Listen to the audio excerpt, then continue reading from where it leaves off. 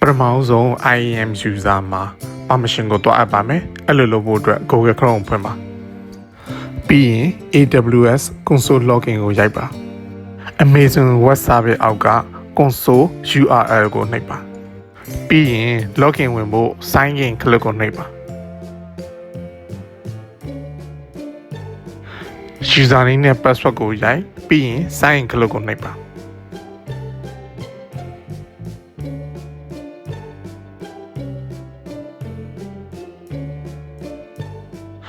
multi-factor code ကိုထည့်ပြီးရင် sign in ကလစ်ကိုနှိပ်ပါ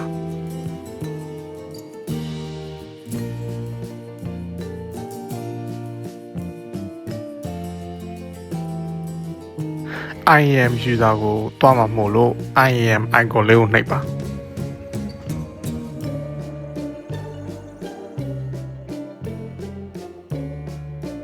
ဘယ်ဘက် panel မှာရှိတဲ့ user ကိုနှိပ်ပါ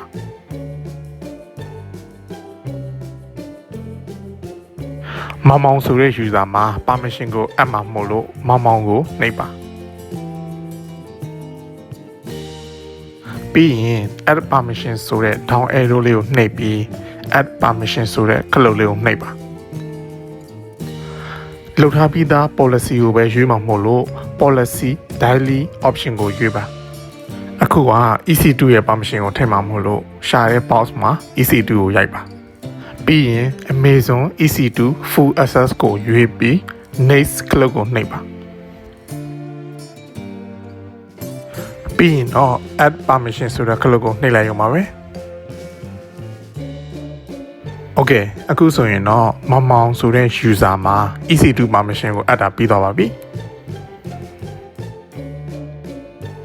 နောက်တစ်ဆင့်အနေနဲ့အခုဆောက်ခဲ့သော user ကို VS Code ကနေစမ်းကြည့်ပါမယ်အဲ့လိုလုပ်ဖို့ VS Code ကိုဖွင့်ပါ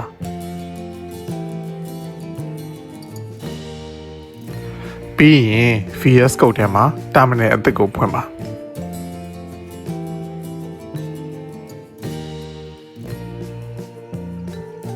ဒီ terminal မှာ video မှာပြထားသော command ကိုရိုက်ပါ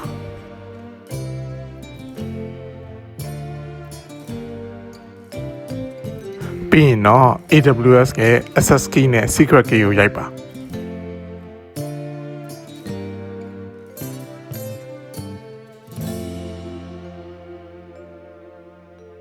region ကတော့ US East 2 region ကိုရိုက်ပါoutput format မှာဘာမှမရိုက်ဘဲနဲ့ enter ပဲရိုက်ပါအခု configure လုပ်ထားသော user ကိုဆမ်းဖို့အတွက် video မှာပြထားသော command ကိုဆမ်းပြီးရိုက်ကြည့်ပါမယ်အခုဆိုရင် command line ကနေလည်း AWS ကိုလှမ်းပြီးတော့ run လို့ရတော့ပါပြီ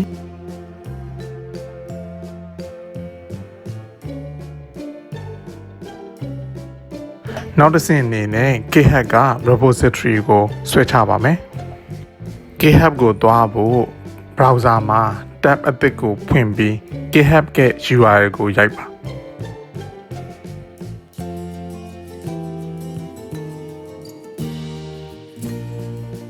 ပြီးရင် GitHub ရဲ့ repository ကို copy လုပ်ပြီး VS Code ကိုဖွင့်ပါ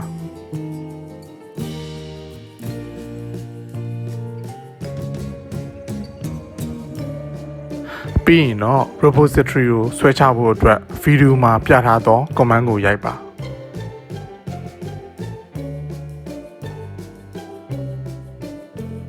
ပြီးရင်တော့ deploy လုပ်မယ့် AWS resource တွေကိုတွားစစ်ဖို့အတွက် main.tf မှာတွားစစ်ပါမယ်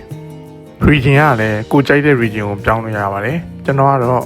sorry က US East 2ကိုရွေးထားတဲ့အတွက်ကြောင့်မလို့ US East 2ကိုပဲထည့်ထားပါတယ်TLS key ရဲ့ key pair ကို SSH connection အတွက်တိစောက်ပါမယ်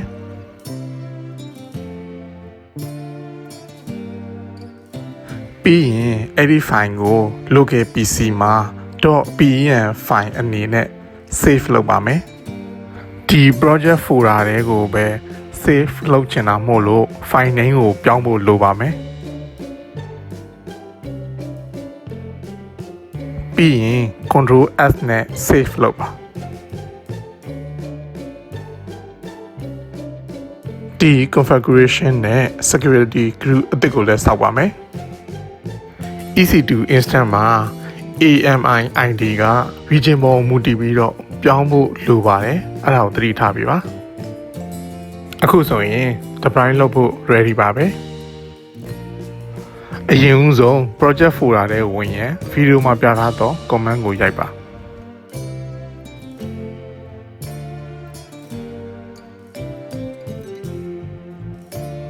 Terraform နဲ့ deploy လုပ်ဖို့ video မှာပြထားသော command ကိုစရိုက်ပါ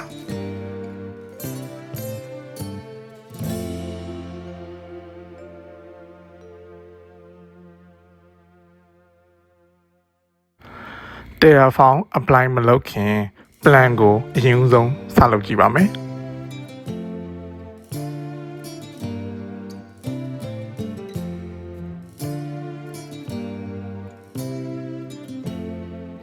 Okay ဒီတစ်ခေါက်မှာတော့ဒီ AWS ကို file resource ကိုတွားပြီးပေါင်းထည့်ပါမယ်တွားပြီး apply လုပ်မဲ့၅ခုကတော့ EC2 instance ရယ် key pair ရယ် security crew ရယ် local file အဖြစ်နဲ့ download ဆွဲချမဲ့ .bn file ရယ် TLS private key ရယ်ဖြစ်ပါတယ်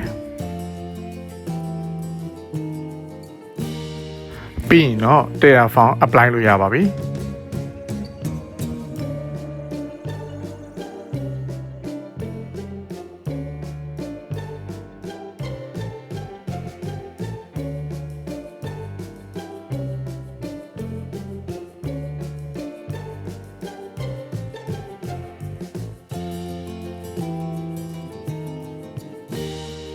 အခုဆိုရင်တော့ AWS မှာ file resources ကို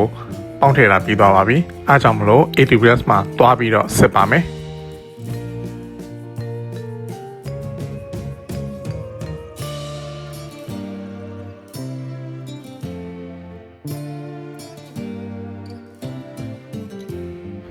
EC2 ရဲ့ dashboard ကနေလဲ EC2 ရဲ့ resources တွေကိုတွားပြီးတော့စစ်လို့ရပါတယ်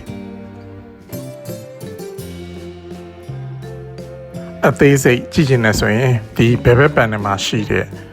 item တစ်ခုချင်းစီကိုနှိပ်ပြီးတော့လည်းအသေးစိတ်ကြည့်လို့ရပါတယ်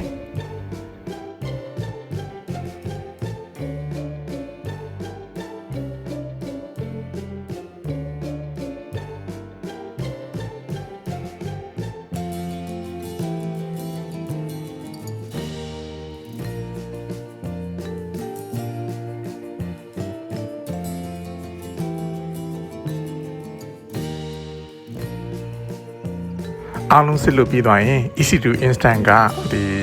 ဆမ်းပြီးတော့ချိန်ကြည့်လို့ရပြီလားကိုသွားကြည့်ပါမယ်ရပြီဆိုရင်တော့ဆမ်းပြီးတော့ SSH နဲ့သုံးပြီးချိန်ကြည့်ပါမယ်အခုဆိုရင် EC2 ကဆမ်းပြီးချိန်ကြည့်ဖို့ ready ပါပဲ connect ဆိုတဲ့ click ကိုနှိပ်ပြီး public DNS ကို copy ကူပါ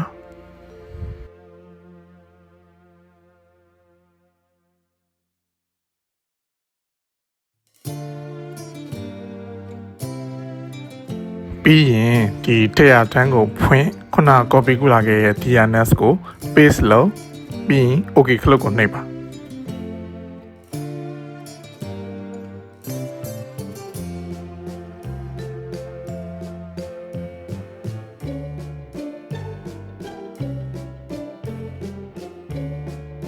username မှာ EC2 user ကိုရိုက်ပါပြီးရင် authentication method ကို second option ကိုရွေးပါမယ်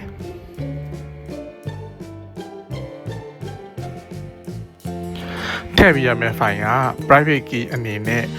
.bn file ကိုရွေးပါမယ်အဲ့ဒီ .bn file ကကျွန်တော် local file အဖြစ်နဲ့လည်း apply လုပ်ထားပြီးသား project folder မှာလည်းရှိပြီးသား file ပါ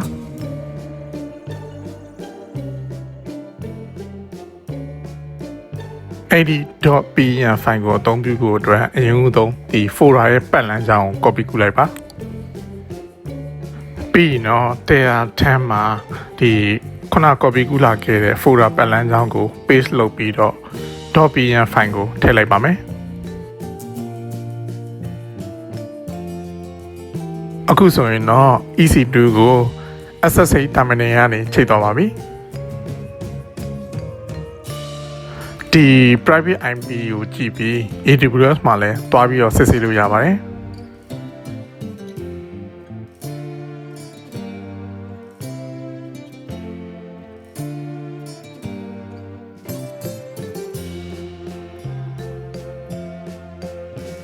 ဒီဗီဒီယိုကိုကြည့်ပြီးတဲ့တယောက်ချင်းစီတိုင်းကိုကျေးဇူးအထူးပင်တင်ရှိပါတယ်